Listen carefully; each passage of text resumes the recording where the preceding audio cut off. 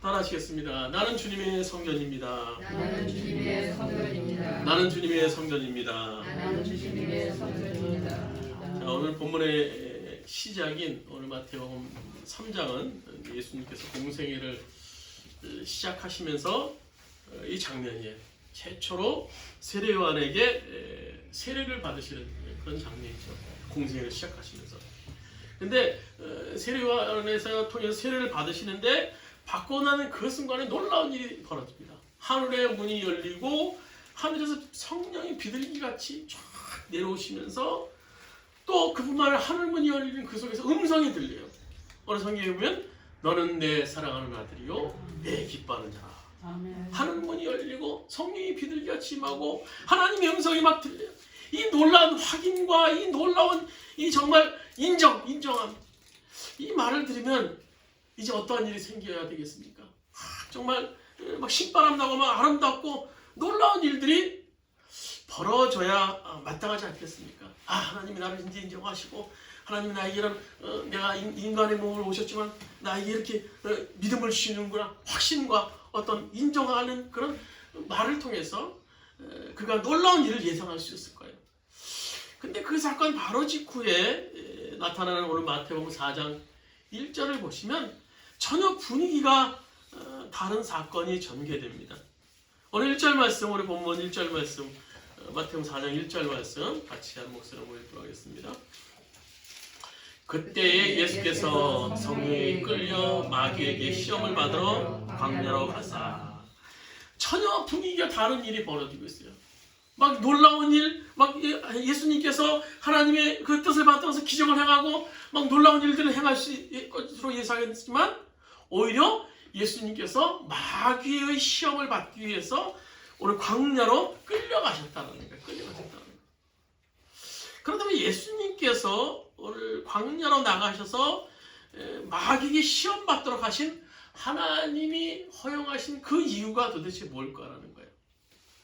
이 광야를 통해서 오늘 하나님께서는 내 아들이 더 사랑받는 자로, 더 기뻐하는 자로 세워지기 위해서, 만드시기 위해서 오늘 하나님께서는 이 예수님을 광야로 부르셨어요. 사단의 시험의 자리에 부르셔서 더 강하게. 그렇습니다. 이 시험이라는 것. 여러분 학생 시절 때 뭐 시험을 다 보셨겠습니다만 이 학생들에게 선생님이 시험을 낼 때는요, 학생들을 뭐 골탕 먹이기 위해서, 뭐 파괴하기 위해서, 괴롭게 하기 위해서 시험을 주지는 않습니다. 시험을 학교에서 하는 것, 선생님들이 시험을 낼 때는 이 시험 과정을 통해서 학생들이 자기의 부족을 알고 또 부족한 것을 또 보완하고 더 성숙한 인생, 어떤 업그레이드된 그런 학생, 업그레이드 실력을 쌓기 위해서 시험을 치릅니다. 오늘 본문에서 하나님께서 예수님에게, 그의 아들 예수님에게 바로 이런 이유로 시험을 허락하신 거예요. 그래서 보면 세 차례 다른 유형의 시험을 치르게 됩니다. 바로 이 시험을 통해서 하나님은 그 아들 예수 그리스도에게 어떤 기대를 갖고 계셨을 거예요. 그런데 우리가 기억해야 할 것은요, 이 하나님의 기대는요, 예수님에게만 극한된 것이 아니라는 겁니다. 오늘 시대에 살고 있는 예수님을 제자로 부름받은, 세상에서 부름받은 우리를 향한 하나님의 기대이기도 해요. 그래서 하나님은 우리를 사랑하시면서도 오늘 사랑하는 그의 아들, 딸들을 그 외로움과 또 고독과 굶주림의 광야로 내버리셔서 싸우게 하는 시험의 과정을 겪게 하신다는 겁니다.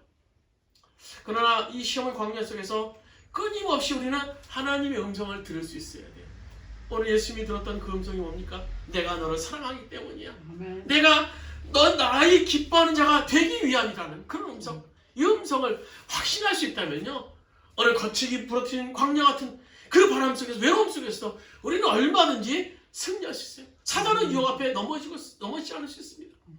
오늘 세 가지 유형 시험을 보면요, 3절에 보면 첫 번째 시험이 돌들이 떡덩이가 되게 하는 시험이죠.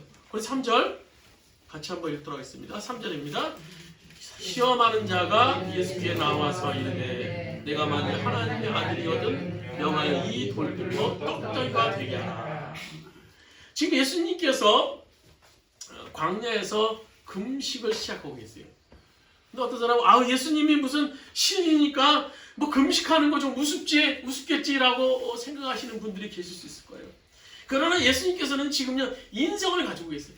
우리가 똑같은 사람들이고요, 똑같이 고통 속에 또 즐거움 속에 아픔 속에 머무를 수 있는 40일 금식하고 난 후에 예수님이 얼마나 허기 지셨겠어요. 여러분 금식 하루 이틀만 해도 어떻습니까? 모든 것이 다 먹는 걸로 보여요. 모든 것이 다 먹는 걸로 보여요. 오래전에 며칠 금식하기 위해서 이제 기도원에 올라가서 금식하는 기도원에 몇 분의 목사님이 모이셔서 이제 금식을 했어요. 근데 어떤 목사님이 짬짬이를 막 적으시더라고요. 조그만 노트에 수많은 노트에 뭘 적으시나 뭘 적으세요? 아무것도 아니에요. 그래서 뭘 적으시냐고 이렇게 보니까는 거기에 금식하면 자기가 먹고 싶은 음식들 뭐 쭉 음식 끝나면 나 이거 먹어야겠다고 뭐 짜장면, 뭐 김밥, 뭐 만두 이런 것들 쭉 적어 놓으셨더라고요. 이렇게 우리가 이 금식이라는 것이 참 힘들어요. 어려워요. 40일 금식한 후에 예수님이 가장 기본적이고 원초적인 그런 약점이 무엇이겠습니까? 먹는 거예요. 먹는 거. 그래서 오늘 마귀는요 예수님이 그 가장 강력한 약점이라고 할 수 있는 먹는 것을 먼저 터치했어요. 그래서 예수님께 말하기를 돌이 떡덩이가 되게 하라고. 오늘 이거 단순히 이것은요 배고픔의 시험만이 아닙니다. 오늘 우리들에게는요 이것은 경제력에 대한 시험, 물질에 대한 시험. 우리들이 가장 근본적인 가장 배고픔이 근원이 뭐겠습니까? 물질입니다. 물질에 대한 시험이에요. 왜냐하면요 예수님에게 이 돌들이 변해서 떡덩이가 되게 할 수 있는 능력 있으십니까? 없습니까? 충분히 있어요. 얼마든지 예수님의 명예에서 이걸 떡덩이로 만들 수 있어요. 그러나 오늘 예수님이 그 능력이 마귀에게 명령을 받아서 자신의 육식을 위해서 사용하느냐 아니면 하나님 나라를 위해 사용하느냐는 그런 어떤 이런 어디에 사용하느냐 이 능력을 어떻게 사용하느냐는 그 문제가 이 시험의 초점입니다. 초점. 우리도 보세요. 날마다 눈만 뜨면요 광야 같은 세상에서 이 물질 앞에 놓이게 됩니다. 그리고 이 물질을 어떻게 사용하느냐, 어디에 쓰느냐, 어떻게 쓰느냐 이 시험 앞에 늘 직면해요. 이것은요 인생의 광야에서 삶을 사는 사람은 절대 피할 수 없는 그런 시험이에요.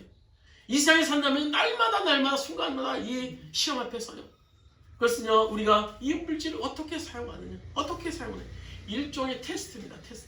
내 욕심과 내 뜻에 따라서 내게 주어진 물질을 사용할 것인가 아니면 하나님 나라를 위해서 하나님 말씀의 뜻에 따라서 내게 주어진 물질을 사용할 것인가라는 이런 선택의 시험이라고 할 수 있어요.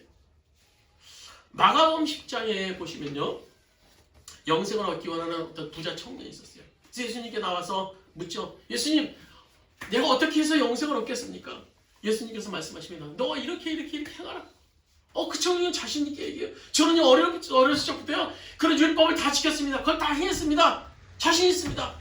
그래서 예수님께서 그 청년에게 말씀하시죠. 너 그러면 네 가진 물질을 가난한 사람들에게 나눠줘라. 그래서 그 청년이 고심하면서 예수님을 등지고 떠납니다. 그런 돈을 사랑했기 때문에 주님을 떠나게 돼요. 율법을 잘 다 지켰다라는 사람이 오늘 돈을 사랑한다라는 이런 아이러니, 이런 모습. 이 사람은요 하나님의 말씀을 아는 사람이지 하나님 말씀으로 사는 사람은 아니었던 것 같아요. 여러분 이 율법주의자들의 특징 중에 하나가 돈을 사랑한다는 거예요. 물론 사람들이 다 돈을 사랑하긴 사랑해요. 그러나 율법주의자들이 그 시대 속에서 유난히 돈을 더 좀 막말로 밝히는 그런 부류 중에 한 부류였어요. 그래서 복음서에서 보시면 종종 예수님께서 이 율법주의자들이 돈 사랑함을 질책하시는 것을 볼 수 있어요. 오늘 주보에 보시면 우리 누가복음 16장 13절 율법주의자 바리새인들을 향해서 예수님께서 이렇게 말씀해 주고 계십니다. 우리 한번 같이 읽도록 하겠습니다. 한 종이 두 주인을 섬기지 못한다. 그가 한쪽을 미워하고 다른 쪽을 사랑하거나 또 한쪽을 떠받들고 다른 쪽을 업신여길 것이다. 너희는 하나님과 재물을 함께 섬길 수 없다. 이 말을 들은 바리새인들이 예수님을 비웃죠. 그래서 다음 절에 14절에 보시면 이렇게 말합니다. 같이 읽겠습니다. 돈을 좋아하는 바리새파 사람들이 이 모든 말씀을 듣고 나가서 예수를 비웃었다. 율법주의자들이 유난히 돈을 사랑하는 이유는 뭡니까? 그는 보이지 않는 하나님의 사랑을 믿지 못했기 때문이에요. 믿지 못했기 때문에. 그러다 보니까 하나님의 사랑에 대한 확인, 그것이 필요했는데 이 땅에서 대접받고 편하게 살 수 있는 돈. 이 보이지 않는 하나님의 사랑에 대한 대체제로 그들이 돈을 섬겼다는 거예요. 이 돈은요, 그들이 주변에 많은 사람들에게 자신이 구원받은 사람이다. 나는 의로운 사람이다. 나는 이렇게 사랑받는 사람이다. 나는 이렇게 해서 내가 잘 살고 있다. 하나님의 사랑 속에 난 잘 살고 있다라는 내 말씀을 잘 지켜서 율법을 잘 지켜서 이렇게 하나님의 사랑을 받고 있다라는 사실을 보여주기 위한 어떤 대체제로서 돈을 그들이 섬겼어요. 그래서 그들은요, 하나님이 자신을 사랑하시고 복 주신 증거로 부자가 되는 것을 보았습니다. 그래서 그들의 논리는 간단했습니다. 부자는 하나님이 재물에 복을 주신 사람. 빈자, 가난한 사람은 하나님이 버린 사람. 그래서 율법주의자들이 늘 돈 하며 집착하며 살았습니다. 근데 사실 따지면요, 우리가 가졌던 신앙도 율법주의자들이 가졌던 이 복에 대한 관념과 많이 흡사해요. 열심히 말씀대로 살면, 성경대로 말씀을 지키면 하나님이 우리에게 복을 주신대. 그래서 말씀대로 막 살려고 하나님의 영광을 나타내기 위해서 내가 말씀대로 살았는데 나는 이렇게 하나님이 잘 이루어졌어. 하나님의 영광을 나타내기 위해서 나는 이렇게 잘 돼야 돼. 출세도 해야 되고 자식들도 막 무슨 시험에도 막 붙어야 되고 막 집도 막 평수도 커야 되고 차도 막 큰 차를 타야 돼. 그래서 하나님은 어떻게 보면요, 거래 아닌 거래를 가지면서 신앙생활을 하는 경우가 있게 돼요. 열심히 막 새벽 기도도 하고 막 심지어도 막 열심히 드리고 교회 봉사도 열심히 하고 그러다가 낙심하는 경우가 있게 되죠. 제대로 내 기도 제목대로 내 소원대로 막 어떤 합격도 자녀들이 이루어지지 못하고 질병도 치료되지 않고 성공도 못하면요, 하나님을 원망합니다. 그래서 심한 경우에는요, 하나님을 등지는 경우도 있게 되는 것을 보게 됩니다. 내 인생의 일들이 당장 뭐 잘 풀리면요, 하나님의 사랑이고 그렇지 않으면 하나님이 사랑하지 않는 거 아닙니다. 심지어 다른 사람조차도 그렇게 판단하는 경우가 있어요. 오늘날 교회 리더들도 마찬가지예요. 왜 그렇게 높은 건물과 왜 그렇게 큰 건물, 왜 그렇게 많은 사람을 모으려고 했습니까? 율법주의자들 같이 하나님의 사랑을 확인하기 위해서 아닌지 모르겠어요. 교회가 크고 사람이 많으면, 수많은 성도가 있으면 하나님이 나를 이만큼 사랑하는 종이야, 하나님이 나를 이만큼 사랑하는 종이야라는 그런 믿음 때문이 아닐까요? 오늘 이 목회자들의 딜레마는요, 이 교회의 가시적인 성장이 하나님의 자신을 사랑하는 증거라는 그런 착각 속에 빠지는 경우가 참 많아요. 참 많아요. 뭐 그 심정을 이해해요. 저 자신도 과거에 그랬으니까요. 교회를 막 양쪽으로 성장시키고 교회 건물도 막 크게 막 짓고 싶어하고 막 사람도 막 어떤 수단과 방법을 통해서든지 막 모이게 하고 싶어. 근데 그 대의명분이 뭐였는가 하면 내가 그래서 살아계신 하나님을 증거해야겠다. 그래서 내 주변에 믿지 않는 사람들을 통해서 하나님의 살아계심을 증거해서 예수님을 믿게 해야겠다라는 그런 명분이 있어요. 그래서 교회를 욕하고 떠난 어떤 아무개 집사, 그 집사를 보기 위해서도 내가 교회를 막 부흥시켜야 돼. 또 믿지 않는 친구들, 믿지 않는 친척들, 예수님 믿게 해야지, 예수님 믿게 해야지. 어떤 그런 잘못된 신앙관에 빠졌던 제 자신의 모습도 있어요. 오늘 신약성경에 보면요, 초대교회 7교회 예수님이 말씀하고 있는 것을 보게 됩니다. 그 7교회 가운데 칭찬 한 교회, 또 책망받은 교회로 나눠지는데요. 거기 보면요, 뭐 크고 사람 많다고 해서 오늘 예수님께서 칭찬하신 것이 아니에요. 뭐 작고 조그마하다고 해서 책망받은 교회가 아니에요. 오늘 성경에 보시면요, 라오디게아 교회는요, 가장 크고 부유한 교회였어요. 그러나 그 교회를 향한 주님의 말씀이 무엇이었습니까? 오늘 계시록 3장 17절, 우리 한번 라오디게아 교회를 향한 주님의 말씀입니다. 같이 읽도록 하겠습니다. 내가 말하기를 나는 부자라 부유하고 부족한 것이 없다 하나 내 권고한 것과 가련한 것과 근무한 것과 벌거벗은 것을 알지 못하는도다. 겉으로는 부자예요. 커요. 사람도 많고 교회도 커요. 막 큰 건물 있어요. 그러나 겉은 그렇지만 속은 가난한 자예요. 속은 비난자라고 오늘 예수님께서 말씀해 주고 계시는 거예요. 반면에요, 서머나 교회, 빌라델피아 교회는요, 작고 가난한 교회였어요. 왜 항상 그러는 거냐? 그 주님은 그 교회를 향한 주님의 평가가 무엇이었습니까? 오늘 계시록 2장 9절입니다. 같이 읽도록습니다. 내가 내 환난과 궁핍을 알거니와 실상은 내가 부유한 자니라. 오늘 가난하고 어렵고 부족해 보이지만 그 실상은요 부유한 자라는 겁니다. 부유한 자, 부유한 자. 여러분 우리가 기억해야 할 것은요 하나님의 사랑을 받은 자임을 증명하려고 애쓰며 사는 것과요 하나님의 사랑을 받고 있음을 믿음으로 사는 것은요 엄청난 차이로 우리 삶의 모습 가운데 나타나게 되어 있어요. 우리 안에 계신 그 하나님의 사랑, 그 하나님의 사랑, 그 하나님은 충분하지 않겠습니까? 그 사랑이 충분하지 못하니까 우리는 늘 던던던던하며 사는 것이 우리들의 모습이에요. 하나님의 사랑이 믿어지면요 물질에서 자유로울 수 있습니다. 그리고 마귀의 유혹에 쉽게 넘어가지 않아요. 하나님의 사랑이 정말 믿어지니까요 삭개오 보세요. 삭개오는요 그 모든 예산을 어려운 사람을 위해서 다 나눠주고도요 전혀 아깝지 않았다고 말씀하고 있습니다. 우리 오늘 로마서 5장 6절 8절 말씀 우리 한번 죽어있는 말씀 같이 한번 읽도록 하겠습니다.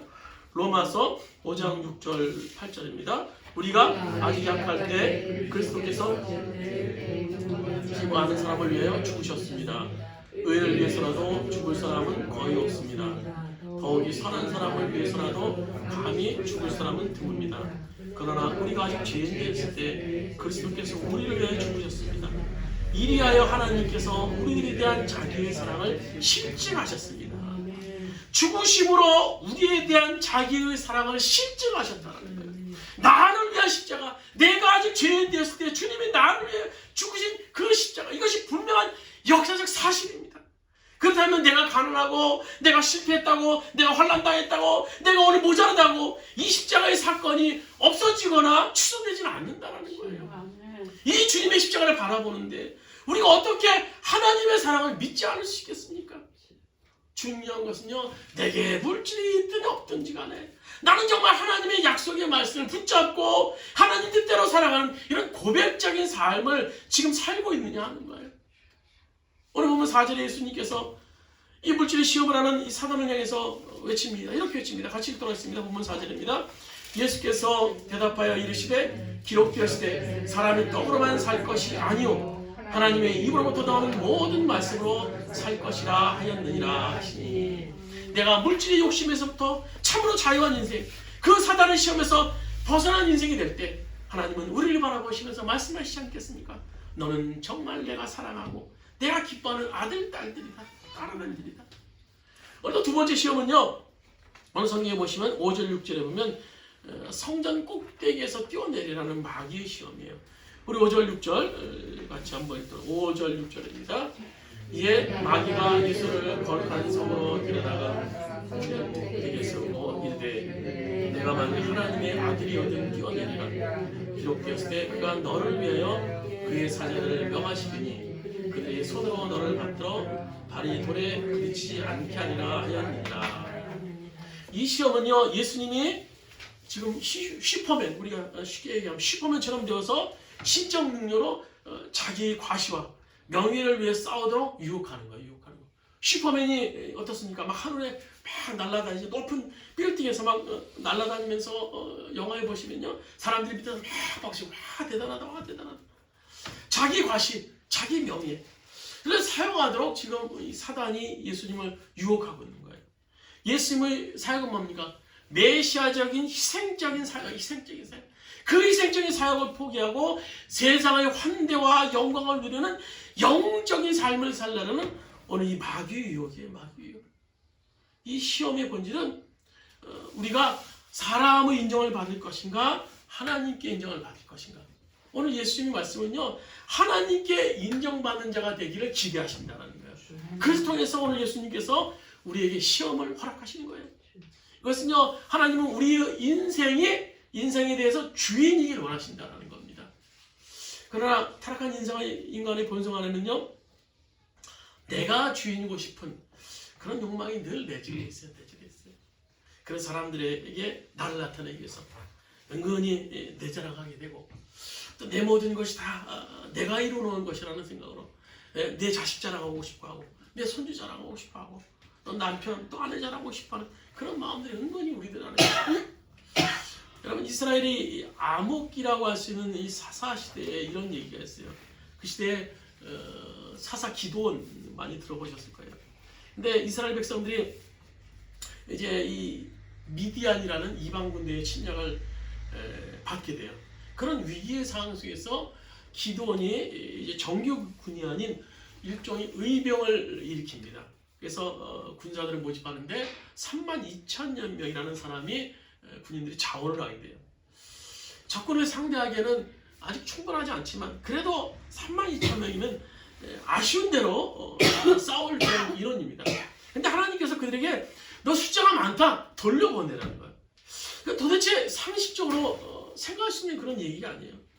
그렇게 계속 거듭거듭 돌려보내라 말씀하시면서 300명이라는 숫자를 남겨놓으십니다. 하나님께서는요 그들을 통해 300명을 통해서 결국 당신의 나라를 세워가는 놀라운 일들을 하시는데요. 이 300명에 대해 성경은 이렇게 말합니다. 우리 사사기 7장 2절 말씀 같이 한번 읽도록 하겠습니다. 여호와께서 기드온에게 이르시되 너를 따르는 백성이 너무 많은즉 내가 그들의 손에 미디안 사람을 넘겨주지 아니하리니 이는 이스라엘이 나를 거슬러 스스로 자랑하기를 내 손이 나를 구원했다 할까 함이니라. 스스로 자랑하기를 내 손이 이스라엘이 나를 거슬려서 스스로 자랑하기를 내 손이 나를 구원했다 할까 함이니라. 교만을 얘기하는 거지. 교만. 300명을 이를만 남긴 이유는요 교만하지 않게 하기 위해 300명을 남긴 거예요. 만약에 그들이 32,000이라는 그런 많은 숫자를 가지고 싸워서 그들이 이겼다고 가정해 본다면요 아마 그들은요 이 숫자로 내 어떤 전략으로 내 힘으로 이 미디안과의 싸움에 승리했다라고 얘기하게 될 거예요. 그래서 이 전쟁의 승리 원인이 자기의 덕, 우리 똘똘 뭉쳐 싸운 덕이다라고 돌리게 될 것입니다. 그런데 300명이라는 택도 없는 숫자, 정말 계란으로 바위치기가 될 수밖에 없는 그런 싸움, 승리가 불가능한 상황 속에서 그들이 싸움에 나섰어요. 그래서 더욱더 엎드려 기도하고 전적으로 하나님을 의지했던 승리했다. 그렇다면요 그 승리의 원인이 결코 사람에게 있지 않다는 겁니다. 하나님 때문이라고, 하나님이 그렇게 하셔서 할 것이라고 생각하게 될 것입니다. 우리가 성경을 보면요 하나님이 제일 싫어하는 것, 하나님이 절대 보지 못하시는 것 중에 하나가 교만이에요. 교만. 그래서 성경에 보시면 하나님은 겸손한 자에게 은혜를 주시고 또 반대로 교만한 사람에게 대적하신다라고 얘기하고 있어요. 왜 하나님의 교만을 이렇게 싫어하실까요? 교만을 싫어하실까요? 우리 교만 그러면요 어떤 분은 그렇게 생각하실 분이 계세요. 나는 교만하지 않아요. 나는요 그래도 겸손한 경향이 더 많은 사람입니다. 나는 뭐 그렇게 교만한 사람이 아니에요 라고 얘기할 수 있는 분이 계실 수 있을 거예요. 이 교만의 본질은 뭡니까? 내가 왕됨이에요. 내가 왕됨.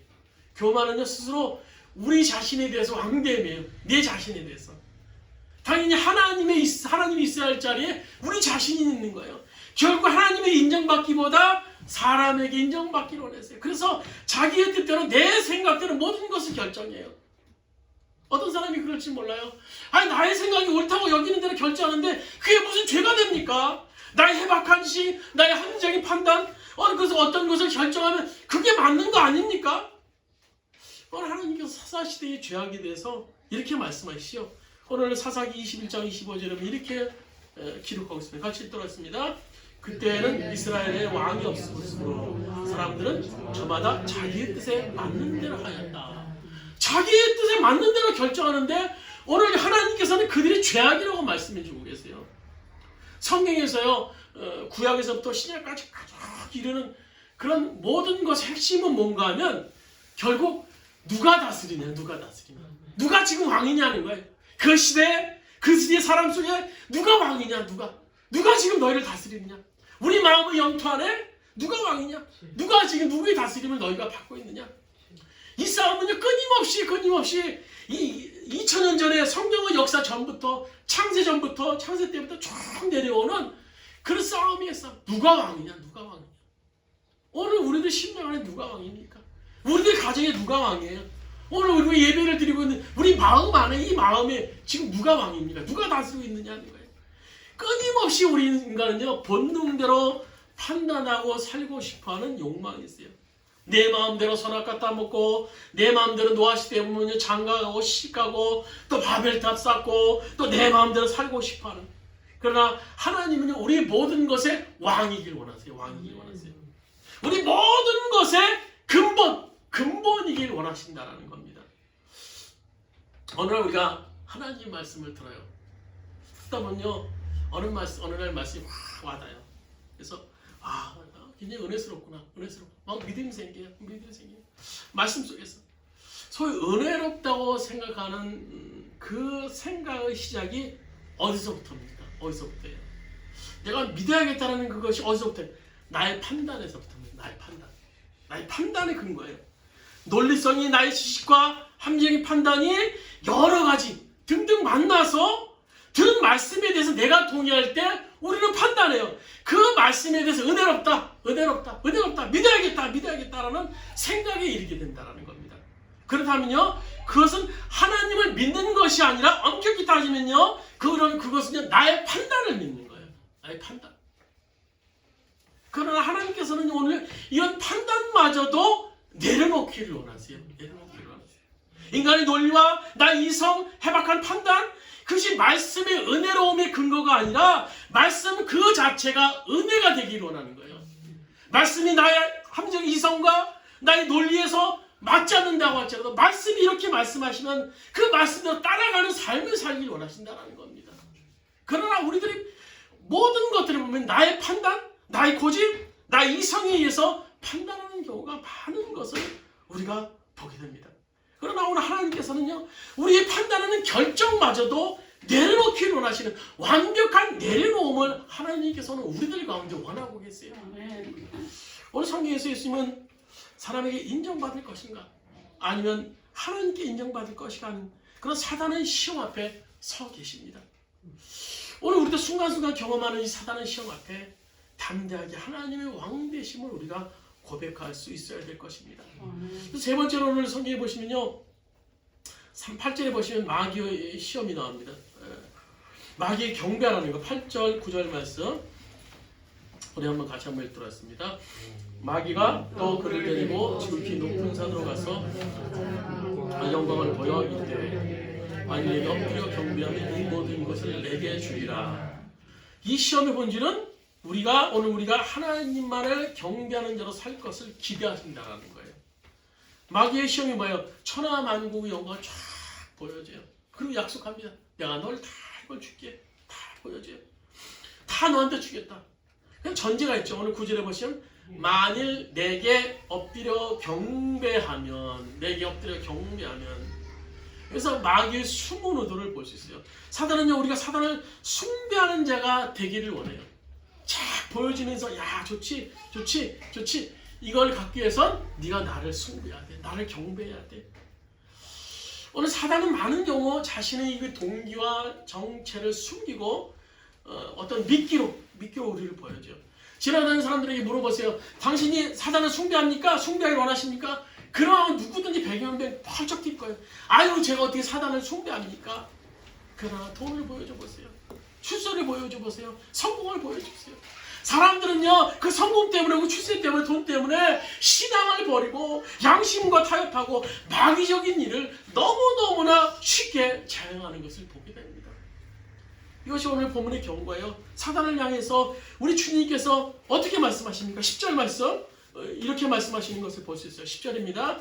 이에 예수께서 말씀하시되 사단아 물러가라, 기록되었으되 주 너의 하나님을 경배하고 다만 그를 섬기라 하였느니라. 주 너의 하나님을 경배하라. 주 너의 하나님을 경배하라.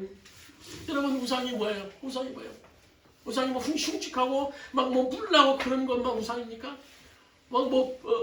돌붙여 그런 것만 우상입니까? 아닙니다. 하나님과 나 사이의 시야를 갈아먹고 하나님을 바라보지 못하게 하는 거예요. 내가 하나님을 바라봐야 되는데요, 그것이 가려서 하나님을 바라보지 못한 그것이 우상입니다. 그렇기 때문에 하나님이 안 보여요. 우리가 우상은요, 결국은요, 우상의 위치는 피조물입니다. 피조물. 우상은 창조주가 아닙니다. 우상은요, 하나님에 의해서 만들어진 것이 아니고 하나님에 의해서 만들어진 자연 가운데 인간들이 섬기는 거예요. 그러니까 결국 피조물이라는 겁니다. 우리 하나님이 만드신 것을 탐하면서 그것을 만드신 하나님을 바라보지 않는 경우가 얼마나 많은지 몰라요. 천하만국의 영광, 그건 대단하고 매혹적이고 좋아 보이지만요, 그것은 하나님이 만드신 것에 불과합니다. 주인은 하나님이세요. 하나님. 아멘. 마귀는 이 모든 것을 만드신 하나님에게서 그 시선을 빼앗고 떼고 하나님 만드신 피조물의 영광에 우리 시선을 두도록 오늘 우리를 유인하고 오늘 우리를 헷갈리게 하는 경우가 너무나 많아요. 이것이 바로 우상숭배의 본질입니다. 그러나 천하만국 영광이 아무리 매혹적이고 아무리 크다 해도 하나님보다 큽니까 작습니까? 하나님보다 작아요. 하나님이 훨씬 더 크십니다. 하나님 만드신 거예요. 자연은요. 하나님 만드신 오늘 피조물에 불과한 것이 우상입니다. 우상. 말씀을 뵙도록 하겠습니다. 오늘 본문에서 예수의 승리 비밀, 예수님 승리 비밀, 그건 뭘까요? 오늘 본문에 보시면 그 비밀을 딱 하나 말씀해 주고 계세요. 예수님이 시험에서 직면했을 때 세 번 한결같이 말씀하시는 것이 있어요. 4절, 7절, 10절에 보면 기록되었을 때, 기록돼요. 4절에 보시면 성경에 원래 기록되었을 때인데요. 원래 빠진 겁니다. 성경에 기록되었을 때 사람이 떡으로만 살 것이 아니요 하나님의 입으로 나오는 모든 말씀으로 살 것이라. 7절에 보시면 성경에 기록되었을 때 주 너의 하나님을 시험하지 말라. 10절에 보시면 성경에 기록되었을 때 주 너의 하나님을 경배하고 다만 그를 섬기라 하였느니라. 예수께서 이 광야에서 시험을 이기기 위해서 붙잡았던 것이 바로 하나님의 말씀이에요. 하나님의 말씀, 하나님의 말씀. 오늘 우리 역시 하나님의 뜻을 실행하는 데서 끊임없는 이 사단의 대적을 물리치고 그 유혹을 물리칠 수 있는 방법은 뭡니까? 말씀을 든든히 붙잡고 믿음으로 나가는 길밖에 없습니다.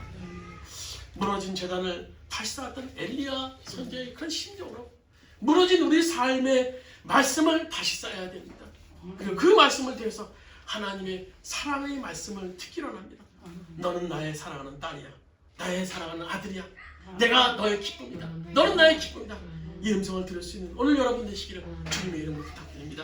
우리 복음성가 부르시고 조금 전에 그 복음성가 한번 부르시고 주여 한번 크게 주합심해서 우리 통성으로 기도드리셨습니다. 사랑합니다 나의 예수님. 우리 한번 찬양 드리시겠습니다. 사랑합니다 나의 예수님. 사랑합니다 주만이요. 사랑합니다 나의 예수님. 사랑합니다 그것뿐이에요. 사랑합니다. 사랑합니다 나의 예수님. 사랑합니다 주만이요. 사랑합니다 나의 예수님. 사랑합니다 그것뿐이에요. 사랑한다 아들아 내가 너를 잘하노라.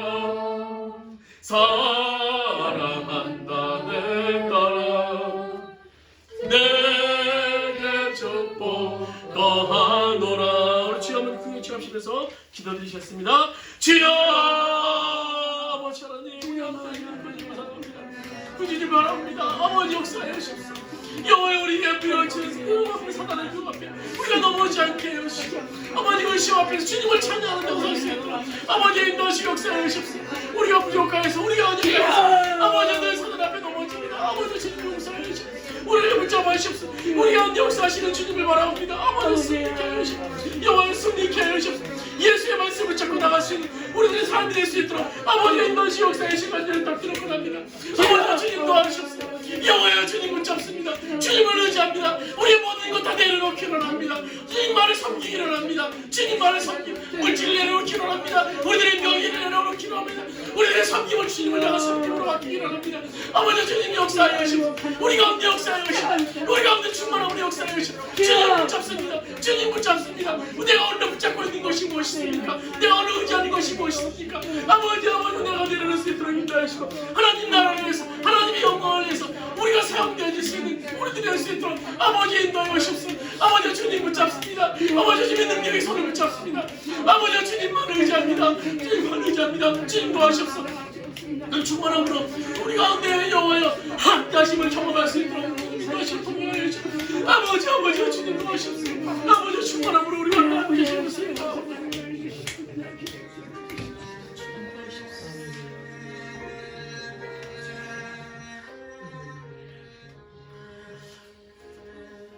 오늘 예수님께서는 사단에게 광야에서 40일금 후에 시험을 받았습니다. 물질의 시험, 또 명예의 시험, 또 우상 숭배에 대한 시험을 경험했습니다. 이것은 우리들의 삶 속에서 끊임없이 경험하는 오늘 시험인지랍니다. 우리가 이 시험 속에 낙심하지 않게 하시고 좌절하지 않게 하시고 너는 내 사랑하는 딸아들이야, 내가 너는 나의 기쁨이야 라는 하나님의 음성을 들을 수 있는 우리들이 될 수 있도록 주님 인도하여 주십시오. 우리는 물질 때문에 늘 고민하고 좌절하며 삶을 살 때가 있습니다. 주님, 우리가 하나님에 대한 사랑으로 우리들 가운데 가득 채워질 수 있도록 인도하여 주시고 그 사랑을 통하여서 물질을 초월한 하나님의 사랑을 경험할 수 있는 우리를 될 수 있도록 주 인도하여 주시옵소서. 우리들의 모든 것들을 다 내려놓기 원하시는 주님, 우리의 근본을 내려놓기 원하시는 주님, 우리의 주님에 대한 판단마저도 내려놓기 원하시는 주님, 우리의 모든 이성과 우리의 합리성을 다 내려놓고 말씀 앞에 서기 원하시는 그 하나님 앞에 우리가 설 수 있도록 주 인도하여 주십시오. 우리의 판단의 근거, 우리들의 모든 것이 근거가 말씀이 될 수 있도록 주님 인도하여 주십시오. 오늘 말씀대로 승리하시던 예수의 모습 따라 말씀을 통해 승리하는 우리들의 삶이 될 수 있도록 주 인도하여 주시옵소서. 이제는 우리 주 예수 그리스도의 은혜와 하나님 아버지의 원하신 사랑하심과 보혜사 성령님의 감동내주로 통하시는 천이 우리 앞에 끊임없이 닥쳐오는 사단의 시험 앞에 낙심하고 좌절하는 것이 아니라 오늘 말씀 속에서 말씀하신 오늘 하나님의 약속의 말씀을 붙잡고 승리하길 원하는 오늘 성도들 머리 위에 그의 가정 위에 사업장과 직장 위에 이 민족 위에 주님의 교회 위에 이제부터 언제까지 함께 하시기를 간절히 축원하옵나이다.